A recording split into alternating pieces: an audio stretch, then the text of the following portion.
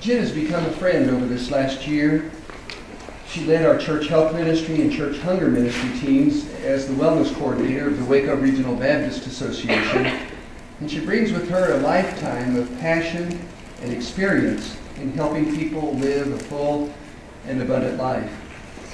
Jen has said, "I'm a firm believer that wellness is not freedom from disease.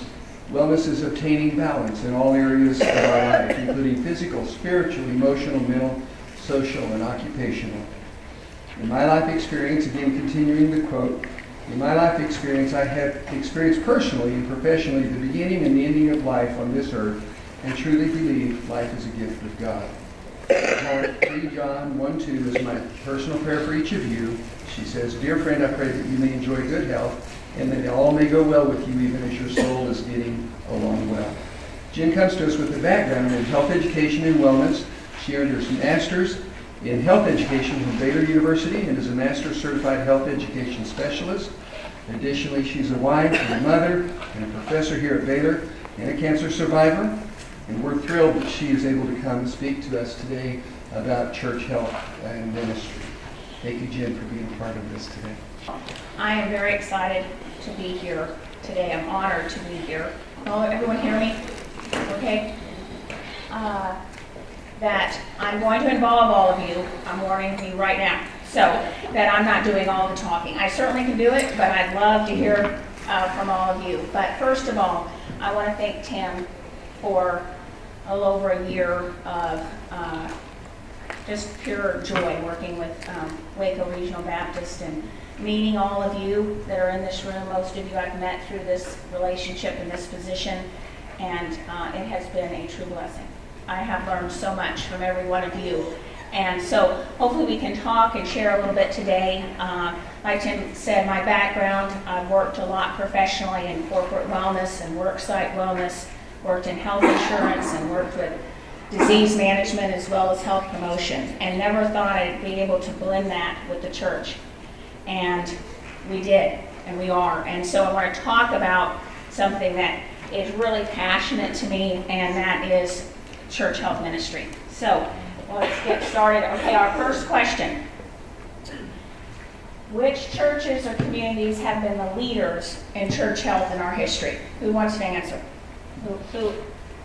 I do have 2 strong winners here, but I want to see what you think. Who have been the leaders? What groups of people? Okay, we got that. Okay, first one, faith, community, and parish nurses.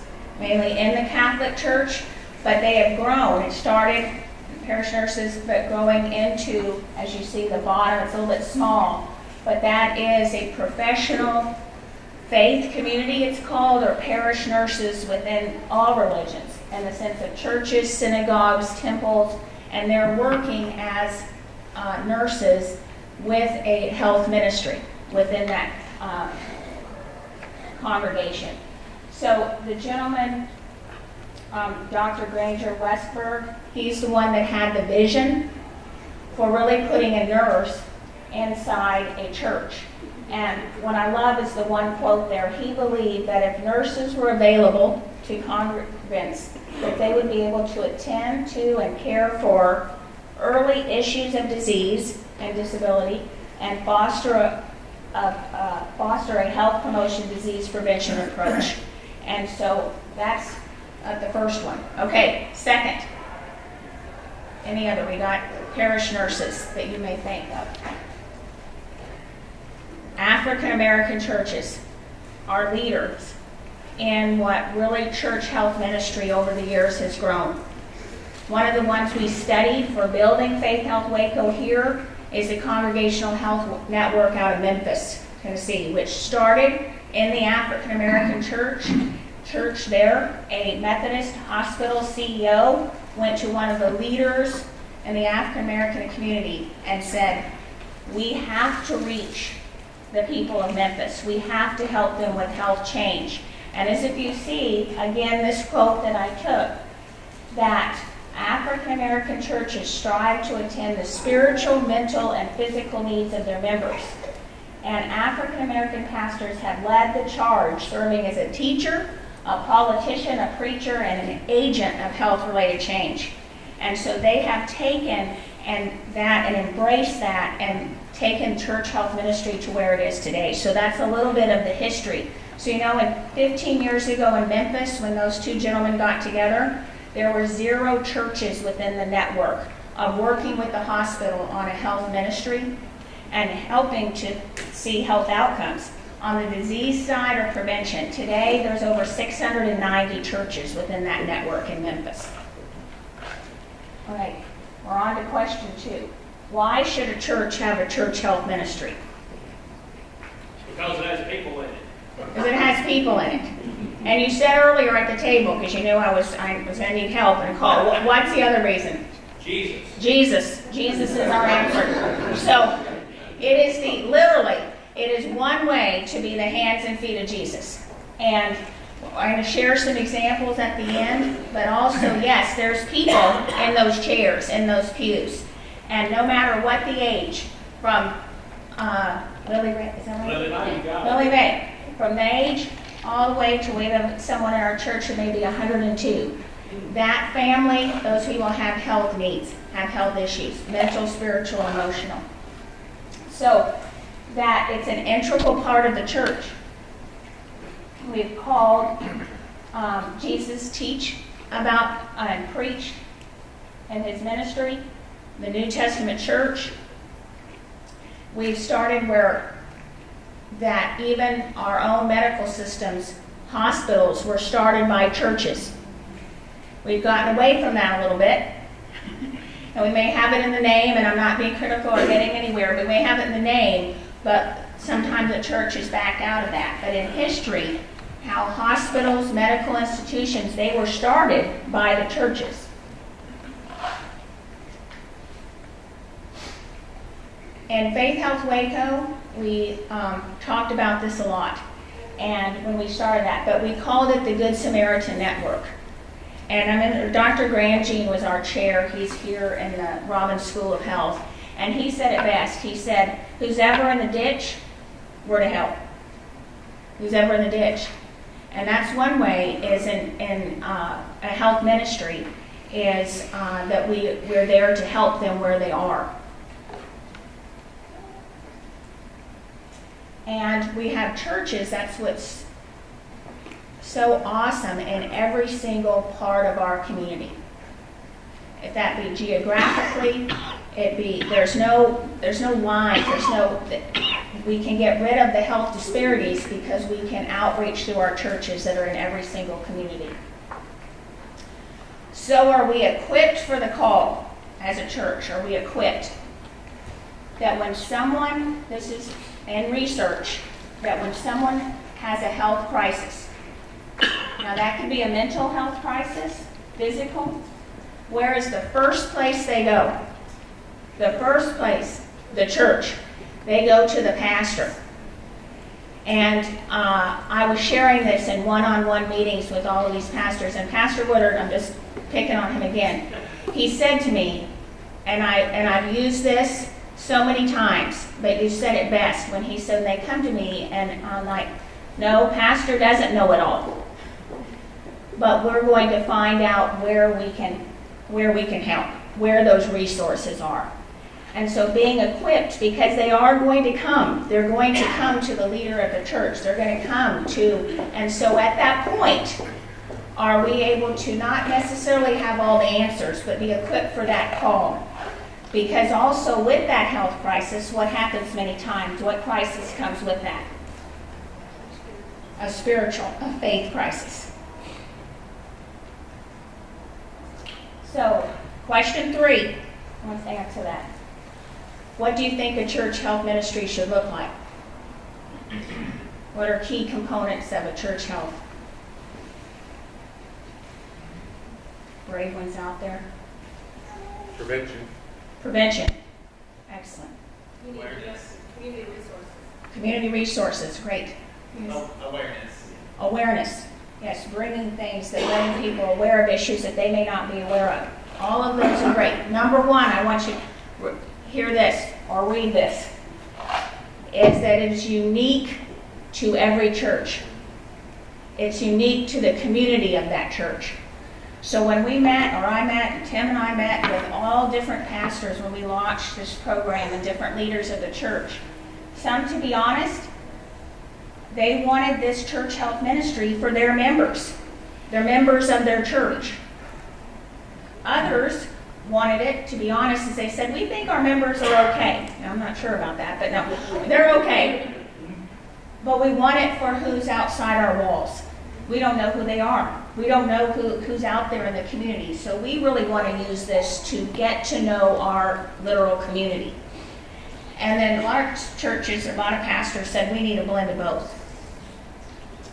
Right? So everyone, believe me, every church health ministry is unique and different. We can't cookie cutter it because every church is different. Every community is different. But I put some components together here. So this is in the sense of, and I'm going to talk about them a little bit, of what in the healthcare field we kind of look at it as case management. What are things that help support the care of, now when you think about this, it's someone that walks through the doors of your church or someone you want to outreach to. But issues of helping them to find a primary care doctor. Many times that they don't have one. People won't have that. They don't have a connection. So where do they go when something happens if they don't have a primary care physician? The ER. And so that's the only record. It's a different doctor. It's going to the ER, and that's cost for them. And so we don't have a continuity of care. Transportation to medical appointments. Transportation to pick up pharmacy medication. These are issues. It's not that they're non-compliant because they don't want to. They can't get there. So as the hands and feet of Jesus, do we have a van? Or do we have a car? Do we have people that are willing to volunteer to help people to get these things? And I'll talk a little bit later about what types of referrals come in to Faith Health Waco. These are the top. Transportation to a medical appointment, to pick up their pharmacy, drugs. Second is to have spiritual care.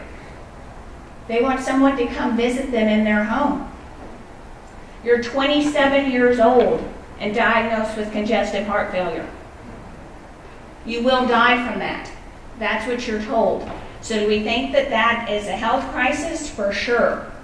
Is it a faith crisis? I could almost guarantee that as well. So we're ready for the call. So I'll tell you, and I'm just giving you, I'm going ahead, the story of that is that 27-year-old lives alone.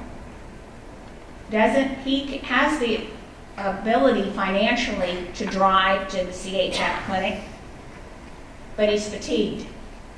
So a men's health, it's always on my mind, a men's group at a church here in Waco took this young man on. So they rotate all those men and pick him up every week and take him to the CHF clinic. That's the hands and feet of Jesus. So you can look at that, of those types of issues. Then we can have a church health ministry that has health education involved. We have prevention.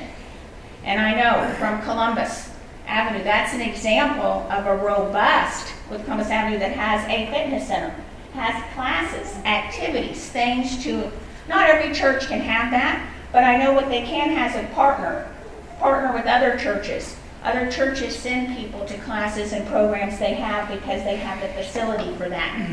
And also make that economically doable for people.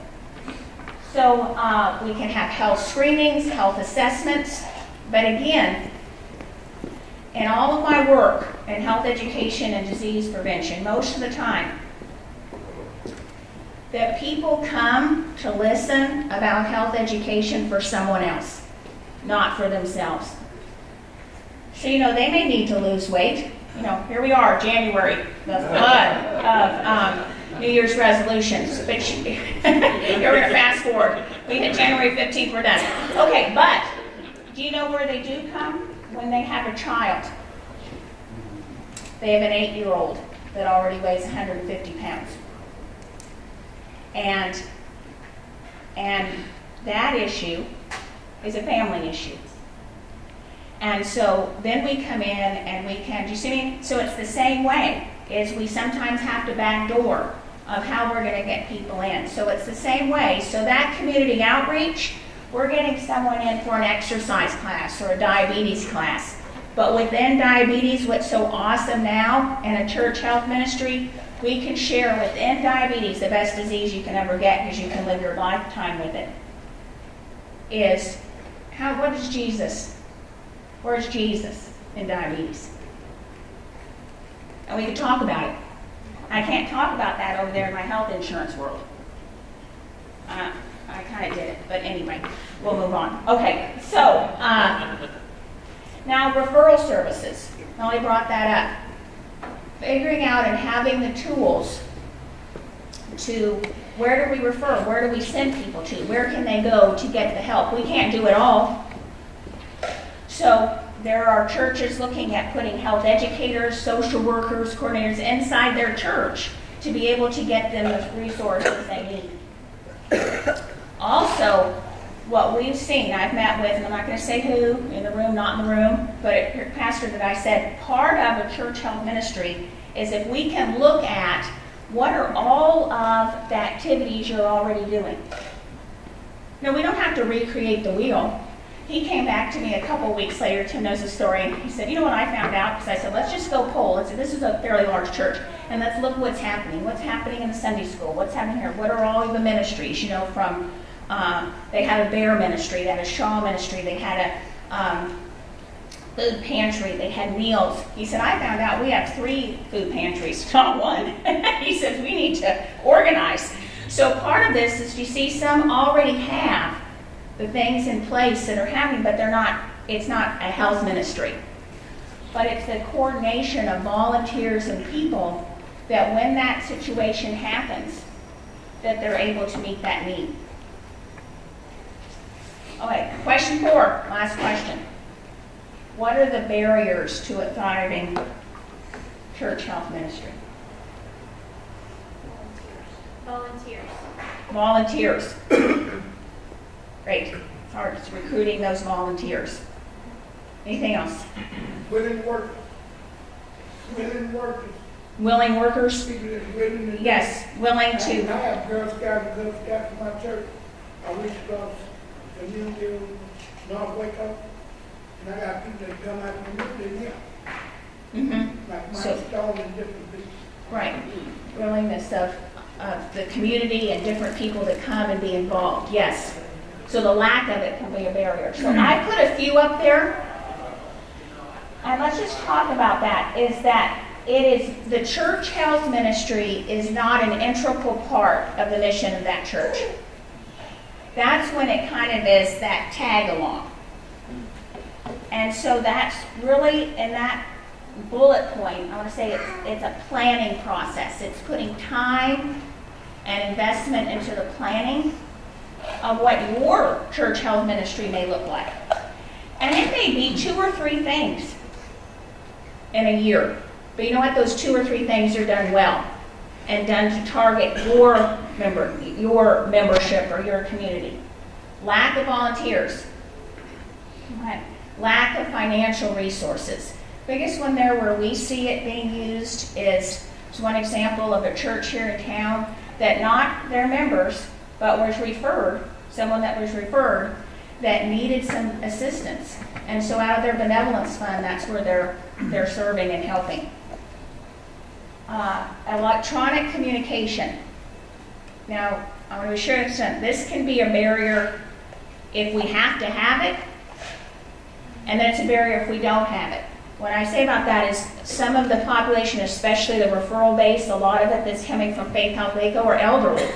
So they don't have a computer necessarily, or lower income that doesn't have that. But then we want to demand that. We can't. We have to be able, or we have to provide them access to one. Does that make sense?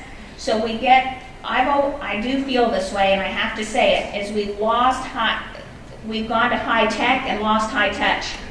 This is one that high touch is really important. You know, physically touch, but it's just tech. They don't want the email, they want the visit. Okay? This can destroy a program. The lack of confidentiality. So if, for example, I've trained faith health liaisons, and they're the leader and that person in their church that people are going to, they come with a health issue. So I know if they come to Pastor Brummett, that stays with him and what he needs to get the resources from that. But if someone was not and sharing that information with other people in the church, do you see what I'm saying? That can destroy, in healthcare, you'd be fired for that. And here is it can destroy a program, the confidentiality of what's shared. Another one, judgment or blame. And let's just pick one. I'll do for my own example. And I think the Lord gave me this so that I would always be able to teach smoking cessation. As I was diagnosed with leukemia when I was 22 years old and given 10 days to live, and so I was in a hospital for 6.5 weeks, intense chemotherapy, and up a lot. So I walked the halls with my, chemo vac. So the man next to me, Jennifer, because I got to know him, believe it or not, come on in. So he's on a breather 23.5 hours a day on a breather for him. So I'm breathing for him. Dying of COPD, emphysema, and the 30 minutes he was off the breather, what did he want? A cigarette. And he said, Jen, you got to give me the cigarette. And I said, Stan, can't give you the cigarette. I can't. But what I do want to know, because I am going to get out of here, and I want to work in health education, how do we get dependent on the cigarette? And he talked to me all about his time in the war. His time that was the little bit of peace. The little bit he went down in the foxhole, literally, with a cigarette. Now, what I learned from that, and on the other side of me was 2 men dying of AIDS, is Jesus loves them. We love them, and there's no judgment. There's no blame. There's how do we care for them. In health ministry, promising healing to the body if one has enough faith. This is a very sacred place we're in, very sacred, when you're at a place where someone is ill. Where they are, is that we just have to be sure that we're pointing them toward the ultimate healing and the source of that ultimate healing. And that's Jesus and his will, and he does do miracles on this side of heaven. But sometimes he doesn't. We don't understand that, believe me, I don't. But he does heal. And he's the redemptive power and healing of our soul. So we want to bring peace to the soul and not be a barrier to not have enough faith. You see that message there? And that's real dear to my heart there. And then the lack of partnership with other churches, other organizations. So let's get together and do this together to reach people versus we're doing it in our own box. Okay, I'm going to briefly talk about Faith Health Waco. I don't know if many of you know about it, but you don't.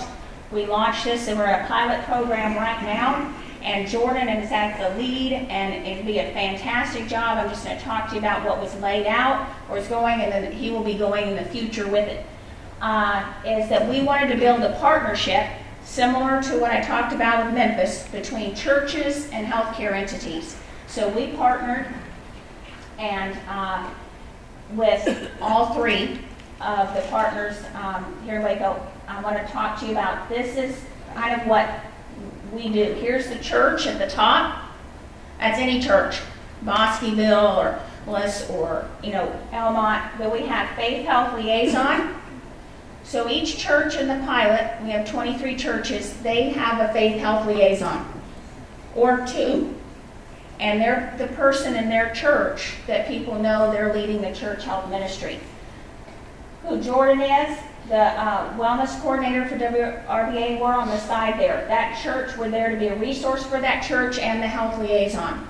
But they don't have to. That's their church health ministry.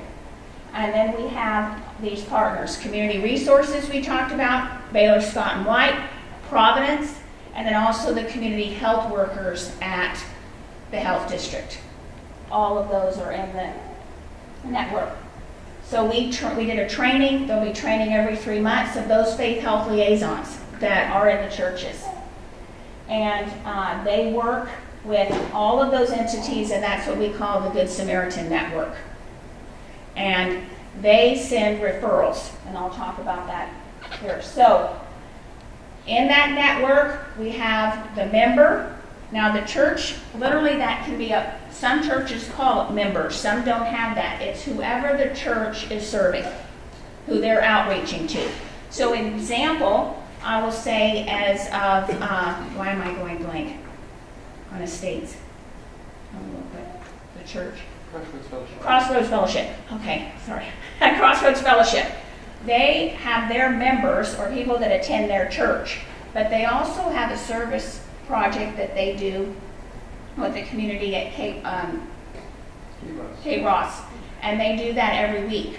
So part of what they've included and part of who their members or their community is also that. Does that make sense? That community where they serve every week. And then we have the faith health liaison that I talked about, who is in the church. Every church has one, a couple churches have two. And then we have community health workers. So I don't know if you're familiar with that, but that's a grant out of the health district, and it's for those 5 main zip codes, that are underserved in our community. And they have full-time community health workers that are working with inside those communities. So they refer to Faith Health Waco, or we can refer to them. And they're like many social workers working with inside those communities.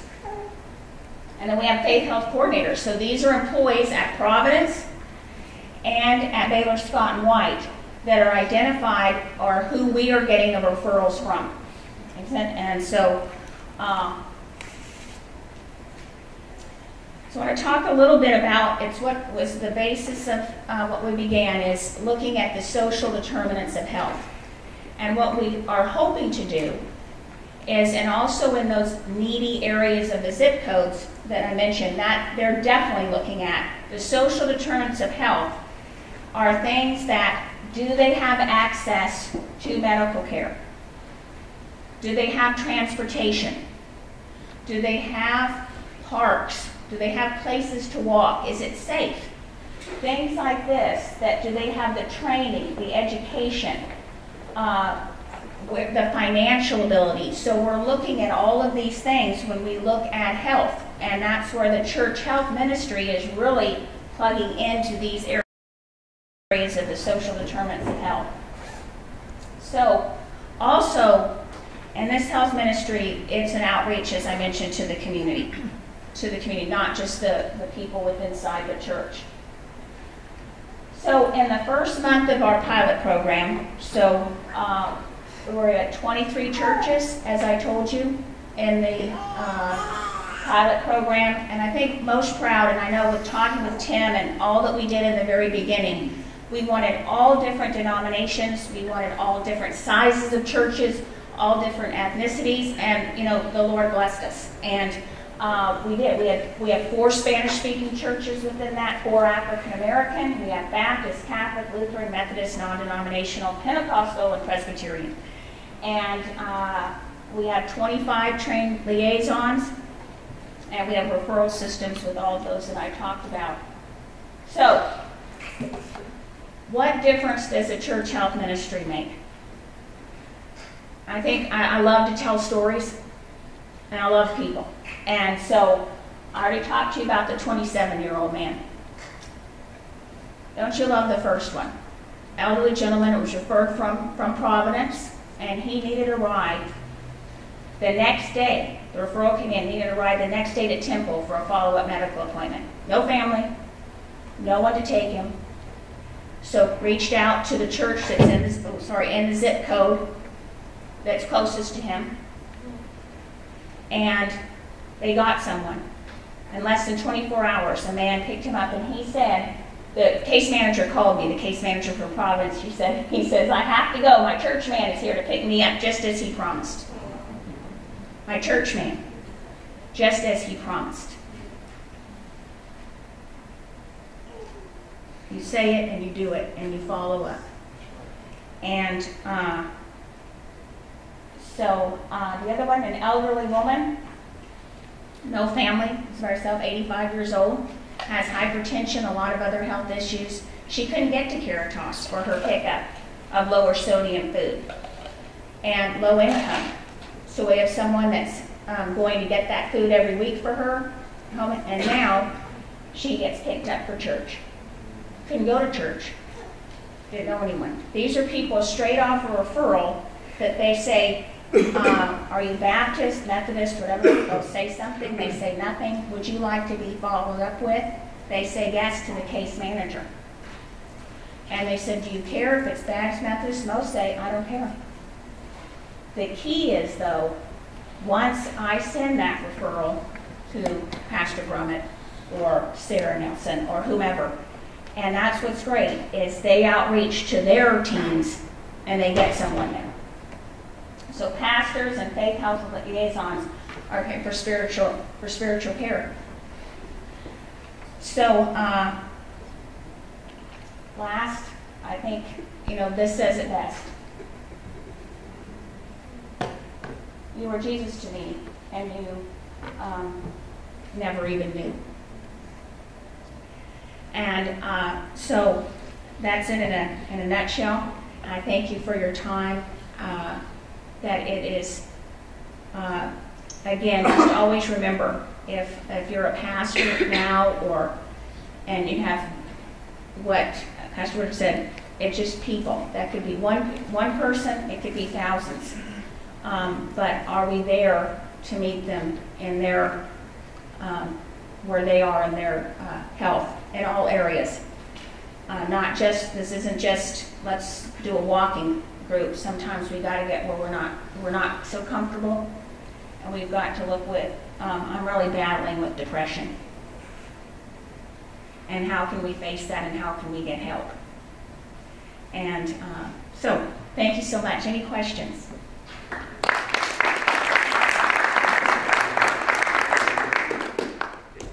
Wonderful. That was a blessing, wasn't it? Yes. Amen. Jen has done a terrific job during these past months of bringing us together on this topic. We're grateful for that. Jordan, would you stand up and wave your hand? That way everybody knows who you are. If your church needs more information about establishing health ministry, he's available to visit with you. He has his cards there to hand them out and talk.